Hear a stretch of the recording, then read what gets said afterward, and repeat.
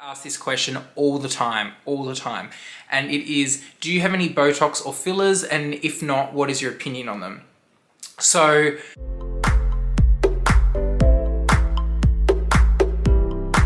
hey everyone, my name's Connor and welcome to my channel, The Closet. If you're stopping by for the first time, on my channel I like to talk about anything luxury, so if that's something you're interested in, I would love it if you could hit the subscribe button and the bell button so you're notified every time I upload new content. I upload new videos every Wednesday and Saturday morning if you're in Australia, and if you are returning to my channel, welcome back. So in today's video, I'm going to be answering 10 questions that I have either been asked a lot on my Instagram videos in the comments, and then some that I get like DM'd on Instagram. I also did like on my Instagram story, like if you guys have any questions, please like pop them down below and then I'll pop them all in a video. So this is the video, guys. All right, so I've got them all on my phone, the questions, and I'm not going to say who asked them just in case they don't, those people, they don't want to be like called out. But the first question was, do you like shopping in stores? And if so, do you miss shopping, like going out physically into stores? I actually don't like, I hate going out into stores physically shopping, and I don't miss it, but at the same time, I really don't like online shopping either. In an ideal world, I could go into a shop, there's no one there, there's no like shop assistants or anything, and I can just pick all the clothes I want, I can go into the change room and I can try them on. I guess I would prefer to shop physically, because then if it doesn't fit, I don't need to go through the like returns, you know, process. But at the same time, I honestly can never be bothered to go shopping. Like trying things on is just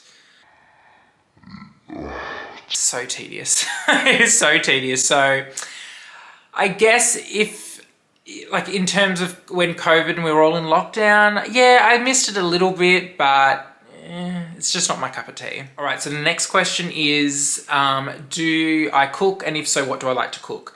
Yes, I love to cook. I'm a very fussy cook. I'm a very fussy eater. So therefore I like to cook for myself so that I know like everything is like the way I want it.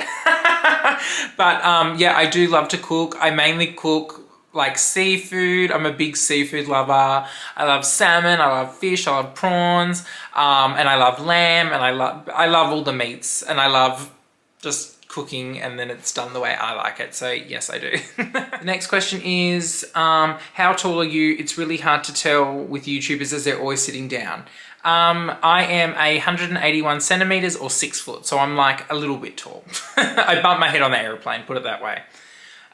Next question, what's your favorite color?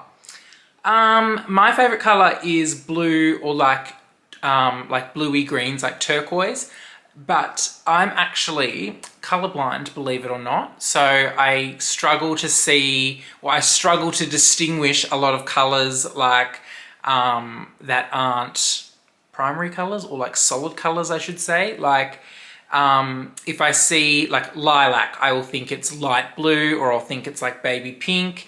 I won't be able to tell that it's like a purple. Or if I see like a mustard color, I will think it's orange, or I'll think it's like green, or I'll think it's yellow, depending on how light or dark the shade is. I won't be able to distinguish that it's one of those in-between colors. So you have 3 cones in your eye that when you see a color and light reflects off it, it goes into the cones, and then they will distinguish what color it actually is. And one of my cones is damaged. So when I see certain things, I won't be able to distinguish between shades. So I will just, you know, say what I think it is. So I still see in color, and I still see like exactly how you see. It's just when it comes to certain things, I'll just have to pick a lane, because I won't be able to like, you know, draw the line down the middle, so to speak. So the more you know. Next question. Oh my gosh, I get asked this question all the time. And it is, do you have any Botox or fillers? And if not, what is your opinion on them? So I don't have any filler. I've never had any filler, but I always get asked if I have lip filler. And I've always had naturally big lips. And even when I got my braces put on last year, it's accentuated them even more because it's obviously pushing them out a bit. So no, I've never had lip filler. I've never had any filler, none in my cheeks, nowhere. I've just got naturally full features. But I take it as a compliment when people ask me, because I'm like, no, all for free. But I have had Botox. I've had Botox around my eyes, and I've had it in my forehead. And I really like it, but it just doesn't last long enough for myself. I only get like 6 weeks out of it. So it's just not worth the cost. And I only got Botox as a preventative because I have a very active forehead eye region. So it's a preventative. So basically it paralyzes the muscle so I can't move. Botox never altered the way I look unless I told you would never know. But because I am so active, it wore away so quickly because obviously I'm trying to move the muscles, and because they're paralyzed, they can't move. But every time you try, it breaks the Botox down. So no, I'm, you know, I've never had filler. I've had Botox, but my opinion on the whole, like cosmetic injectables, if you want to do it, you do you, boo. I'm not here to judge, and like do whatever makes you happy. The next question is, do you have any friends or family that watch your channel? And if so, what do they think about it? I have, in terms of family, no, none of my family watch my channel. They know about it, but it's not really their cup of tea. Like, they think it's great that I have a channel, but they're not really going to sit down and listen to me talk about bags and things like that, because it's just not really how they roll. But, you know, they think it's great, and they think it's such a great kind of platform to talk about things.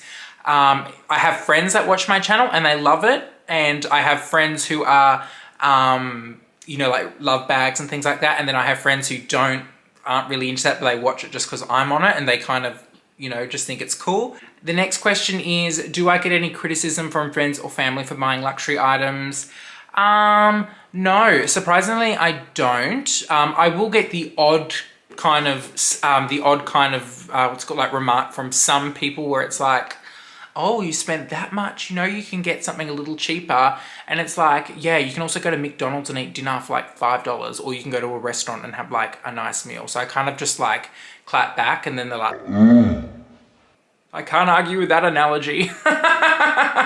So I do get the odd criticism, but it's really funny when I think people just assume that bags and like SLGs and like luxury items, they're very like novelty almost. And it's like, no, like the majority of the things I buy, I use them all the time. They're functional, practical, and generally people who criticize you for buying these kinds of things have their own like expensive taste. Like they're into cars and they buy car parts, or they're into gaming and they're buying, you know, $600 consoles and then $100 games and blah, blah, blah. So I think when you dig a little deeper, you'll find a lot of people have their things that they splurge on. So I kind of like to, you know, embrace everyone's little thing, because I know what it's like to have something you really love, and unfortunately it's really expensive. Next question is, are you a spirits or wine person? And then there was another question from Dale,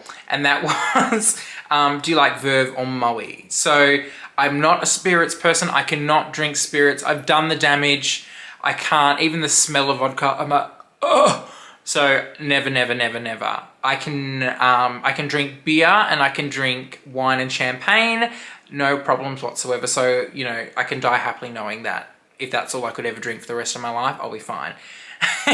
But in terms of do I like Verve or Moe? Verve, Dale, Moe, no thanks. Verve, please. Do you have a bag limit? And if so, what do you consider too many bags? I don't have a bag limit. However, I don't want to have multiple of the same kind of bag. Like I don't want to have 6 messenger bags and then 4 duffels, and then, you know, like I don't want to have just multiples of the same thing in a different brand, because I know I will never use it. So I kind of like to have a few little different things, or like bags where, you know, they're in a certain color. So I'm like, okay, I can only wear that kind of bag with that sort of outfit, or vice versa. So I like to have that. I don't think there's a bag limit, so to say, and I know that some people have big collections and some people have small collections, but it's whatever works. Like, I don't like to put rules on things. I think once you put rules on things, you will like subconsciously aim to break them.